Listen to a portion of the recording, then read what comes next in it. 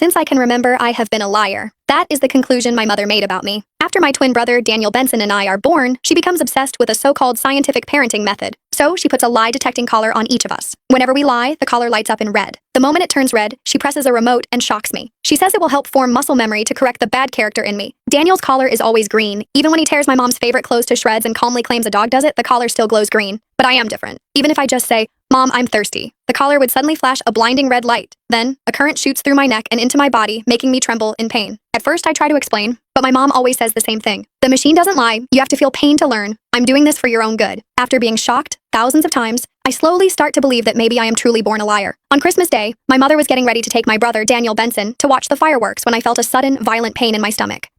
I curled up on the floor, breaking out into a cold sweat.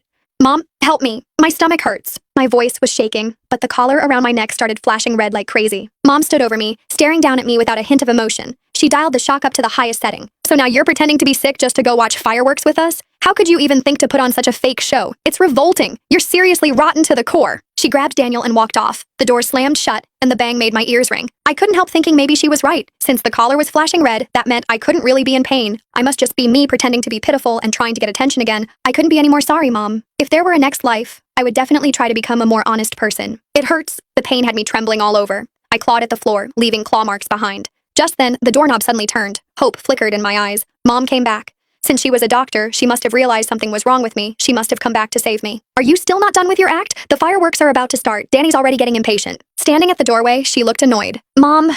Using the last bit of strength I had left to speak, I reached a hand out toward her. "It really hurts. Feels like my intestines are being torn apart." She glanced at the wildly flashing red light on my collar before crouching beside me. Grabbing my chin, she angrily snapped, "Irene Benson, how long are you going to keep this up? Lying has become a habit for you, hasn't it? Stay here and reflect on yourself." Dad's voice came from the doorway. "Honey, hurry up. The fireworks show is about to start. Irene will be staying at home, right? Should we leave her some food?"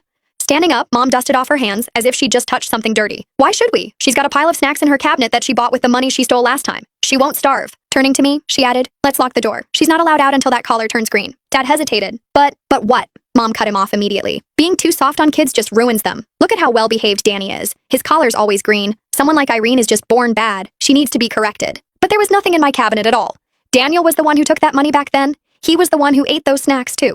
He had been standing right there at the time, his collar glowing a soft green as he said it wasn't him. And Mom believed him.